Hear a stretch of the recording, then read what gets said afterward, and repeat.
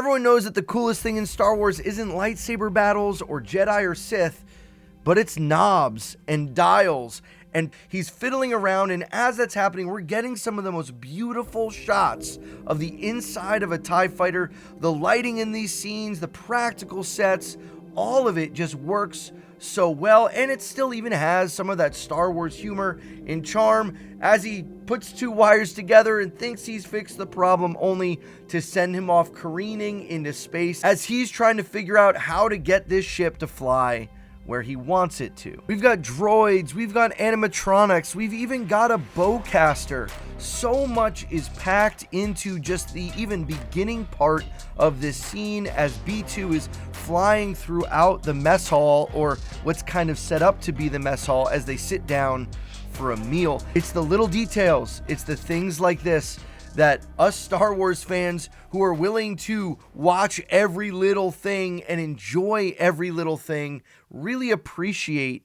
And I know this is still even coming from Tony Gilroy, who isn't necessarily the biggest Star Wars fan, but he's surrounded himself with people who absolutely love Star Wars, who are going to keep little Easter eggs and things like this in here that just make it feel like it's part of the universe, even though it has a different audience and a different style and a different building than what we see a lot of the other Star Wars things to be.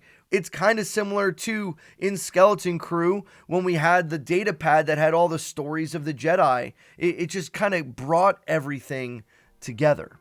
Now, this quick little scene could easily be lost in its significance of what's happening. Not only is it world building, not only is it showing the integration of Bix and Wilmon and Braso into the life of this community, it also gives us a really important foundation to know what's happening later, because Andor does this all the time. It gives you little subtle things that give more explanation or are fleshed out later in the episode, that if you're not paying attention, if you're on your phone watching this show, or you're not really engaged in the dialogue, you're going to have a really mixed up understanding of what's happening, because sometimes what's happening at face value isn't really what is going on. And here in this scene, we get a conversation between Braso and Kellen where they're getting an update on what's going on with the audit, with the Imperial soldiers who are going from the farming facility to farming facility. And I do have a critique here. I do have one part of this that I kind of wish were a little bit different. I think when Braso's talking back and forth in previous Star Wars shows and in other ways, they wouldn't use the term visas. Now, I'm not going to sit here and complain about bricks and screws and all of that kind of thing, but I think it is fair to note that something like this does kind of pull you out of universe into our day and age. I just got done talking about how I think all of the little Easter eggs pull us into the Star Wars universe. Speaking of, did you see the little girl with the walker? Yeah, like stuff like that I think is just awesome. So instead of saying something like visas, why not just say checking papers, right? We've heard that type of language before. Do you've got your papers? That kind of idea, I think, would have made it a little less, I don't know, too similar to where we live, because I think that is one of the criticisms that some people bring against Andor that is an okay one, that sometimes it doesn't feel like we're in a galaxy far, far away. It just feels like we're somewhere down the block with a little bit different technology. And so it doesn't feel like Star Wars, it just feels like general sci-fi. Now, that is not nearly enough. One line or one little thing here or there is not nearly enough to pull me out of this whole thing. I still absolutely love it, but I think that's a small example where they could have just gone with the more generic term instead of checking visas. Could have said checking paperwork. I don't know. What do you think? Let me know down below. Let's continue. For those that you already took to the comments that said my strings were all unbalanced, don't worry, I fixed them. We're good. We can continue. Now, I've seen some saying that these wedding scenes and the wedding arc has been the least interesting, or why do they have to do so much about a wedding? And you're missing the point if that's what you feel about these scenes. You have to step back and think, everything I'm seeing on screen is there intentionally. Everything there is to build up characters, build up motivations, build up tensions, build up payoffs. That's all season 1 was. We're getting the same thing here. So put those lenses on when we come to this scene of Mon Mothma and her daughter standing right in the entryway before they go in for the ceremony. And we get more backstory about Mon Mothma, about how her mom was drunk during her wedding, how she never got really any motherly advice. And now Mon Mothma is giving the advice to her daughter that she wished her mother had given to her. But there's a catch and a difference in all of this that I think is really important for Mon Mothma's character. Let me explain. So in all of this, obviously this entire wedding has been set up to secure funding to hide and secure Mon Mothma from the investigators that are going to be doing an audit or are looking into things like the money of her foundation and her house and her family, all of those things. And she needs money from Davos Skolden to make everything kind of look on the up and up. So this offer that she's giving her daughter to say, hey, we can turn around, we can run away from it, you don't have to go through with this. As a father of 2 girls, I totally understand and relate to the way Mon Mothma is feeling. It's really hard to see our kids, our children, go through with something that we think may not be what they want to actually do, that we're worried for their future. And in this regard, Mon Mothma is willing to put aside herself. She would be arrested and like everything would be bad for her if her daughter decided not to do this, but she's willing to give all of that up for the sake of her daughter. Now, I've seen some sit here and go, wow, her daughter's so rude and such a teenage brat to be like, I wish you were drunk like your mom. Now, there is a little bit of dig there that she's trying to push back, but I think there's also a truth here that we need to see, that Mon Mothma is going to learn even from her daughter in this moment, because things are going to get hard. Things are going to get tough as we move forward the rest of these seasons, as we jump a year forward from now. And what Mon Mothma has just witnessed from her daughter is an unwavering commitment to what she has said she will do. It's not even necessarily that her daughter wants this, but her daughter has a belief system and is holding firm to that belief system. She's not a hypocrite like she sees her mom being. She sees her mom as a hypocrite who says she's one thing but really is another. And so this is what it looks like for your beliefs to be firm and grounded. They dictate and change the way you act. This is reality. If you are to say you believe in something, but then none of your life backs up that belief, the overarching thought is you don't really believe it to begin with. This isn't just about religious and traditional type things like we're kind of seeing here in the show, but it goes with anything. If you don't truly trust or believe in your spouse, even though you might say it with your lips, you're going to act a way that is your true belief. I think this show does a great job of showing what it is for characters to have true motivations, and then they live those out. Like the difference here we're going to see in this episode, contrast Mon Mothma's daughter with Tay Colmer. Like, it's those type of folks. They say they're committed to something, but when life gets hard, they just give up on it. This is a huge theme throughout all of Andor that we're seeing in this little wedding ceremony that I don't want to see more of. But we're being taught and shown so much good stuff in all of this. And Mon Mothma's tear as they're getting ready to walk in, I think is partly a tear of ouch, that hurt. But it's also a tear of what she's learning and how strong she sees her daughter, how she wishes maybe even she could be as strong as her daughter is. As the wedding ceremony goes, we see things that are familiar but yet different. This is where I actually really appreciated the use of a different language to give this a sense of tradition and weight. And this is something that far predates them. They're living into a practice that is a part of what their people have done for generations. The idea of being brought into a circle, 2 families becoming one. And I guess it was appropriate that these were all out of balance, because her hair was out of balance until he took off that little last part, that braid, kind of symbolizing this idea that now they are together. She is one with him. I did like the kind of feudal Japan influences with some of the headdresses and the way things looked. I thought it all came together really nicely, and where it was placed in the episode to absolutely contrast this like lush, beautiful scenery, all of a sudden we jump back to Dedra and Syril for a dinner party that is made of nightmares. Nervous tics, fake smiles, and who would ever think that Syril Karn is actually the more OCD out of this couple. But that's what we get in the lead up to this meeting with Edie Karn, Cyril's mom, where we get some interesting dialogue back and forth. We hear from Dedra that she was brought up without a family, kind of raised by the Empire, while at the same time she hasn't experienced love.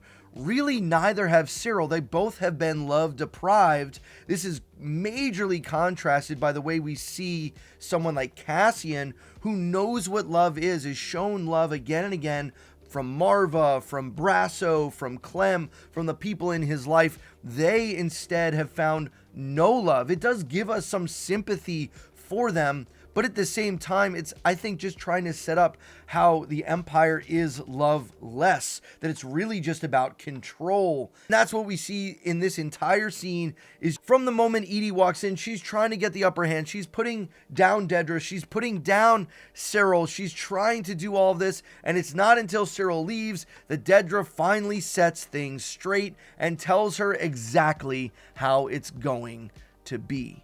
I have a different plan in mind. But when I say the word plan, that makes it sound optional, which is not the impression you should be taking away.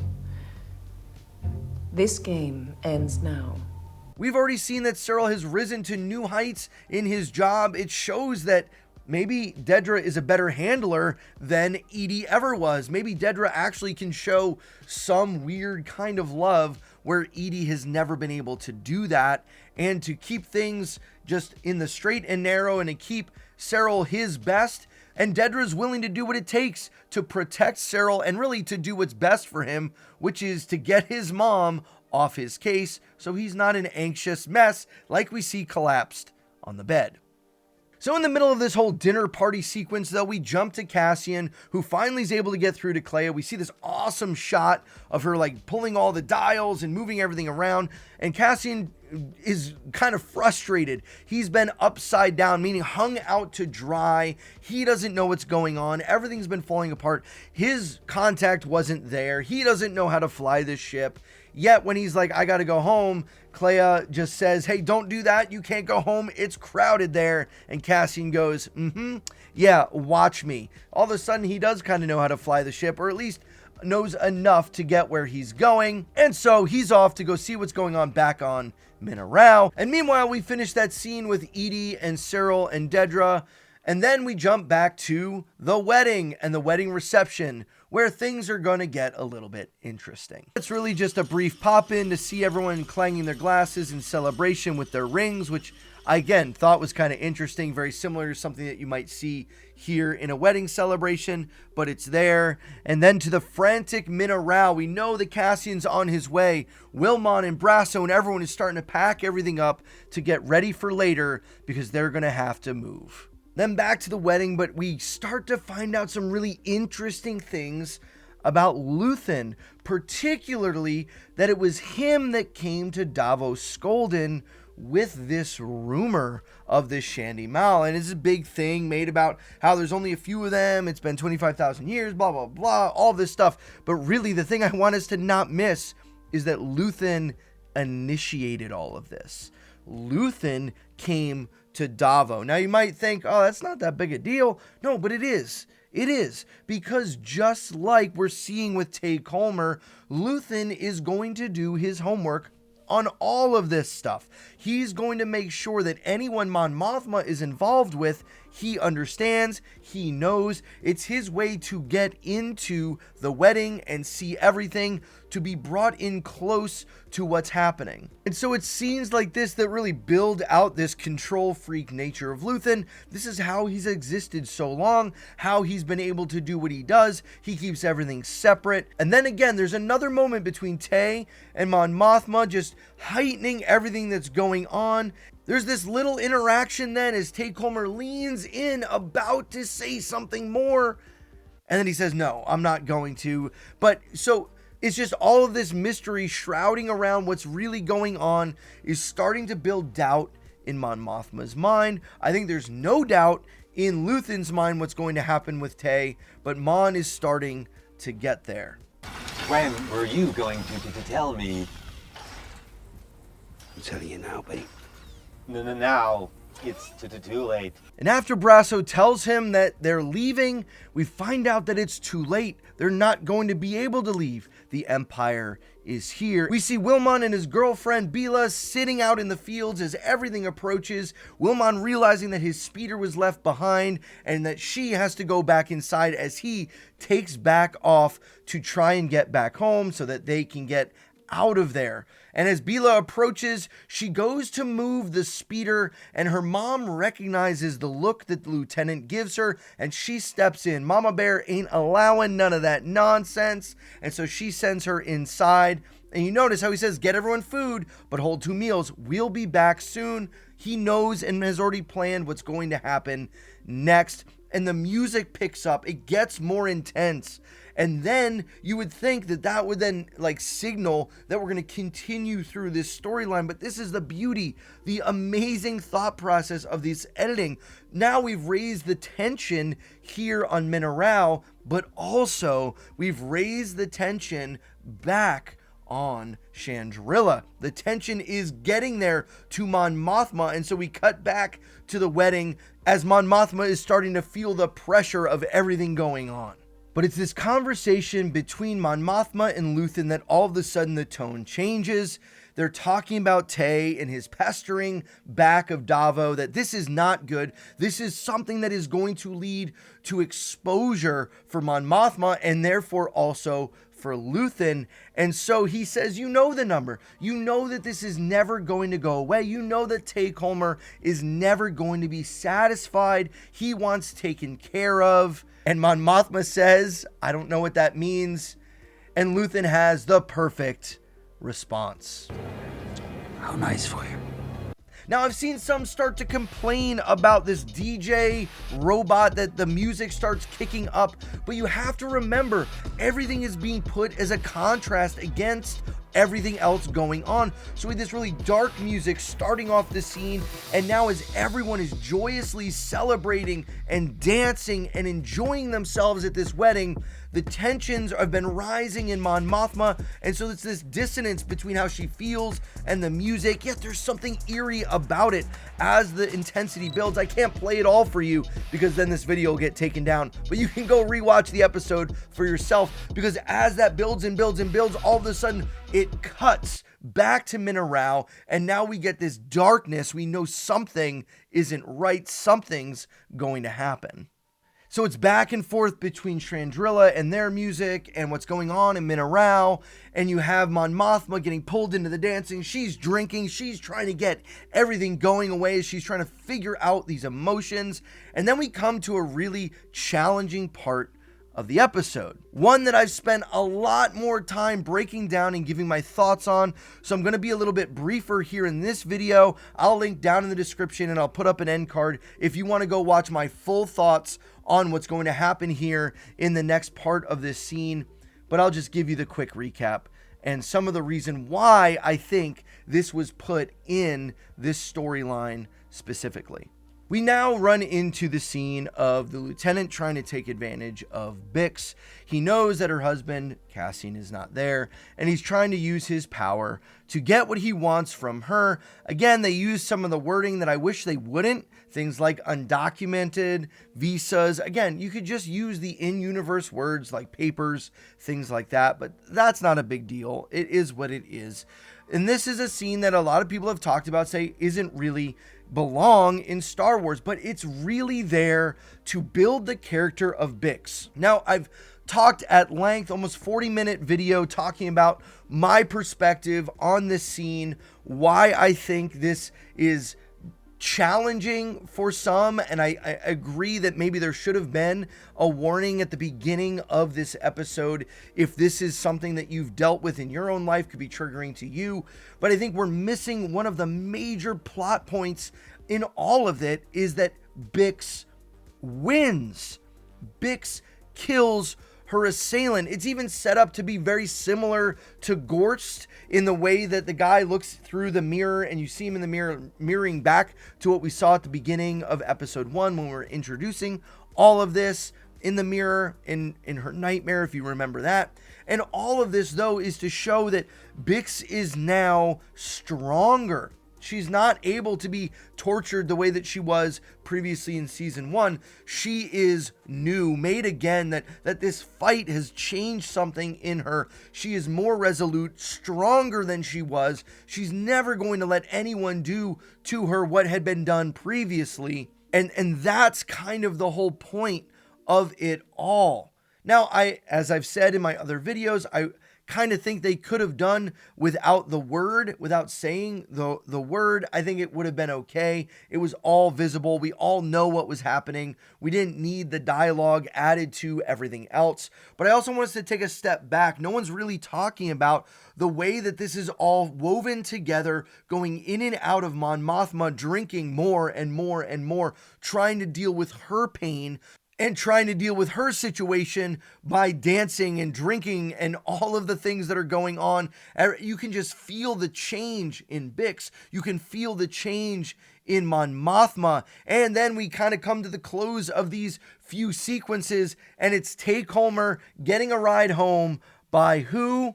By his new driver. And we have a feeling that Tay is not just taking a nice, easy drive home. This is not your regular Uber. Instead, this is Cinta, and she is going to do away with the loose end that needs done away with. She even makes eye contact with Vel, but just again showing the difference that Vel and Cinta have. Cinta is going to be doing anything and everything for the good of the rebellion, and Vel is more hung up on this relationship.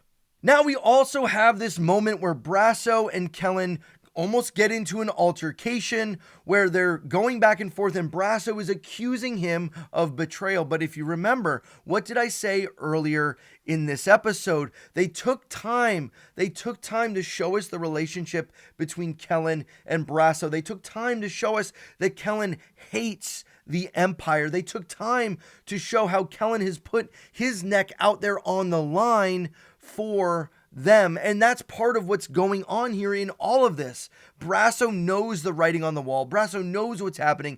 He knows that Kellen has faked and forged documents to try and get them to go do a work order over on the 800s. And he knows that if they start looking into this more, that Kellen and everyone here, including Talia and B2 and everyone else, could be at risk. Now, I've gone into so much more detail talking about this in another video. If you want to go look at why this wasn't a betrayal, why the character of Braso is so important to this whole story, and that we need to know who he truly is. Because instead of betrayal, this is Braso protecting everyone around him. Just even look back at the embrace earlier in the episode, the way that they hug each other. This isn't the hug of one who's about to go betray Braso. Instead, this is the hug of one who knows what is needed, who wants to fight the rebellion, who wants to fight against the Empire. He wants others to know what's going on here, that it isn't right. And Braso reminds him that, hey, it's happening everywhere. And now Cassian shows back up, taking out the caravan that was headed toward their home, and he takes out more than that as he sees someone hopping on a speeder trying to get away, and he's taking out all the stormtroopers one by one. But there's this one freaking stormtrooper who apparently is a sharpshooter, because you know he's the one who wasn't shooting. He was just standing there taking aim, And we find out that Braso doesn't make it. Tell him none of this is his fault. It was already burning. He's just the first spark of the fire. He knows everything he needs to know and feels everything he needs to feel. And when the day comes that those two pull together, he will be an unstoppable force for good. You insulted my choice of beverage. As host and provider, I was offended by this. You failed to gauge the depth of my irritation. You rose to make your point more vocally. I was helping you back into your chair when you fell. You were gone when I woke up. You've come in now to apologize.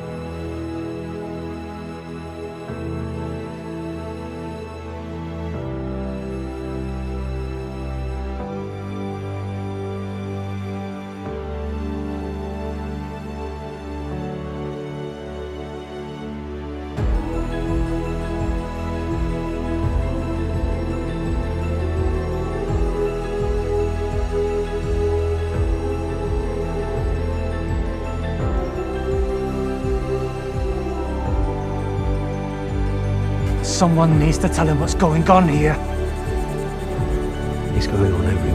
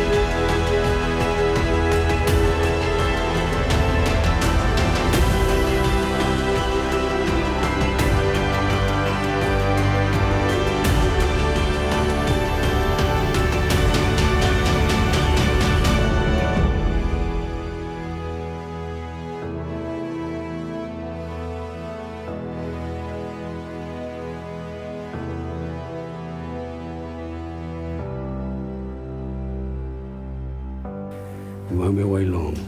It's too long already.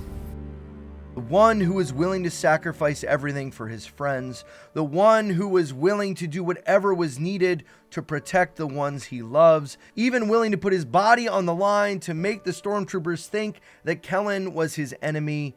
Yes, Braso, our best friend, the one who is better than everyone else on this show, the one who was pure of heart and pure of motive, is gone. And then the music continues to swell as we go back to Mon Mothma dancing away all of the tension and the pain and the sacrifice. She too is lost something, and she's letting out all of this tension that has been built up over years of time. And Perrin notices the difference. Now, is this a look of intrigue and interest in his wife again, or is this suspicion? We're going to find out. But then we cut back to our crew as they're flying off in the TIE Avenger. And we see the loss and the pain on the face of Bix and the face of Cassian, and the camera cuts. This one hit hard. This I was not quite ready for. I knew we would lose people. I knew that it would go the way that it was, but off of the emotion and the heightened sense of Bix fighting off her attacker to the losing Braso in that moment, like just the way that it happened off screen, we weren't quite sure. I wasn't sure if he was just unconscious, if he was just going to come back, but he didn't. And this is what makes the story writing and the building up of all of this tension so beautiful and heart-wrenching in Andor. They're willing to say goodbye to characters that in the Star Wars universe usually we don't say goodbye to, or if we do, it's just for a minute or two because we know they're just going to be okay. Yes, I know we know where Cassian eventually ends up. We know that he has to survive to make it to Rogue One, but they've done such an amazing job of building these ancillary characters up around everything else so that when we lose someone like Braso, it actually hurts. It's awful. And so we come to a close of this whirlwind of 3 episodes, all released so quickly that we can't even sometimes catch our breath. And that's been maybe my only complaint about this release schedule, is that it doesn't really give us time to theorize about what's next. But I do have a video out because I had to get one of what I think is the key to all of this. And I think it centers around Dedra Meero. I think she's the villain of the next few arcs that is going to carry this show. If you want to see that video, click right here. If you want to see any of the other videos I mentioned on the lead up in this episode, you can click in the description down below. If you're new here and you're enjoying these deep dives and giving my thoughts and my interpretations and some of just what I enjoy about this episode, consider subscribing for more just like this. My name is Jeremy. This is The Force Fandom. Thanks for being here. I'll see you on the next one.